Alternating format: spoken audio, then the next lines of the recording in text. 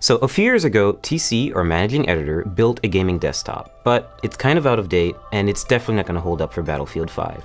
So let's build a new one.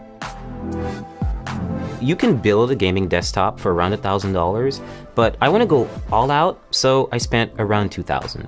PC like this is going to be able to play most games at ultra settings. So what do you need to build a desktop? Well, of course, first you need a table. Preferably not metal. If it's going to be metal, have an anti-static working surface layered on top of it, a thermal paste applicator, an Allen wrench, some tweezers to tighten up the wires, a Swiss Army knife which hopefully has a Phillips head screwdriver in it, and last but not least, an anti-static bracelet, which is to protect you and the parts. These are the parts you're going to need, but more importantly, before we get there, we need to understand what these parts are doing and how they interact with one another. To better understand the parts that make up a desktop, let's try to understand them individually.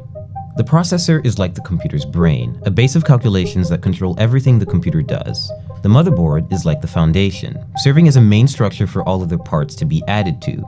It also allows the other parts to communicate with one another, which also makes it kind of like a nervous system. Graphics cards are responsible for rendering and processing visuals into what you see on screen. Our PC's power supply is of course channeling electricity, in that it adjusts and provides the right amount of energy to keep it running. Last but not least, RAM, or random access memory, and your hard drive are good examples of short-term and long-term memory, respectively. If you want to better understand what kind of computer to build, then first figure out what you want to use it for. A gamer might care more about a graphics card than, say, a video editor who might want extra RAM to assist with editing large files. If you're building a budget build for video streaming, say under $1,000, you want to focus on parts, like a Core i5 or Core i3 processor, that require less energy. They'll be less powerful, but then you'll be able to scale back the cost of several other parts. And if you need help choosing the right parts for your build, there are sites like PCPartPicker.com that help show presets for which parts fit together, which sort of part conflicts you might have, and where to find deals on new parts. We have a lot of boxes and a lot of PC parts, so it's best if you unbox them, isolate the parts that you really need, place items into the case, and make sure that they all fit, and then start working. And now we're really going to start building by adding the motherboard in. Some notes about installing motherboards: they're really delicate, you should be really careful with them, and screw in with confidence, but also don't screw in too hard, otherwise you could crack the board. I chose Asus's Z370 motherboard for two main reasons. One, it has built-in Wi-Fi and Bluetooth, and also it has support for NVMe SSDs, meaning you can get really fast SSDs that are really easy to install. Pay close attention to the brace that goes at the back of the computer. You always have to make sure that you really hammer it in, because there's no screw, it really just has to go outside of the case and clasp onto the frame. And this is very important because otherwise you can't align the motherboard correctly with the holes. We're just going to start installing all 8 screws. So next we're going to install the RAM on the motherboard. I chose Corsair's 16GB Vengeance LED RAM for two main reasons. One, it has LEDs and we do like lights in our gaming desktops. Secondly, it's pretty fast RAM. It's 2666 megahertz, I believe, so it's pretty fast, and this motherboard supports that speed, which is most important. Open the slots first, and just aligning the stick with the middle of the strip, not with the end, and just lining that up with the logo. So once you hear that solid clasp and you don't see the gold connectors on the side anymore, that's when you know the RAM is in. Step 3, we're going to install the hard drive, or in this case, the NVMe SSD. I chose this format of solid state drive so that I could input it into the motherboard without having to worry about extra wires or putting it in a separate part of the case and just getting really messy.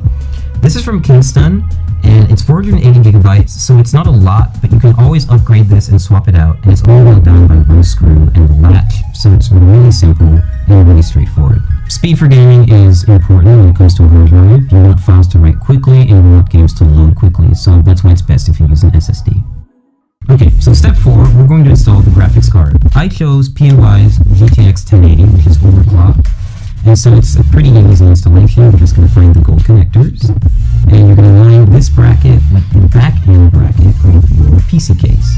Now, which lane you choose depends entirely on what other parts you're going to put in the system. I'm just going to pick the top one because the SSD is at the bottom and I don't want to cover it. I just think it looks nice. Click down. Take your remaining brackets and just put them in the spots that are going to be used.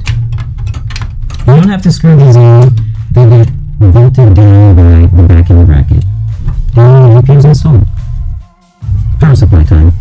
I chose Corsair's 850 watt power supply because I live heavily for ray tracing GPUs when they come out, and I don't want to have to upgrade it again.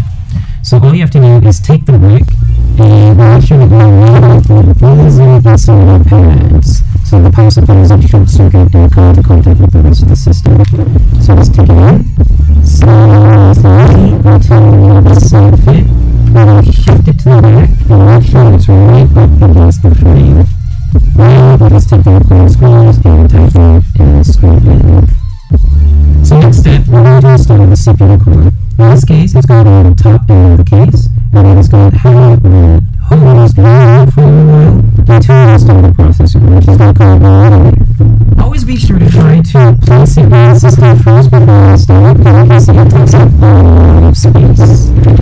But in this case, it fits in perfectly, and it's going to screw. So nothing special about this screw, because this one screws because we're not going to tie for the glue, and it'll take forever. So next up, cables. Every power supply is deployed by the variable cables is kind of built at first, so you have to find out how they fit. In this case, we have to match those cables with the correct descriptions of the power supply. The next step is we're connecting the power supply to the 24-pin cable. We can't cable from the back and attach the 24-pin cable to the power supply, so we're going to case model. The next few options will be from the very specific parts of the case has, for the case has the CPU core,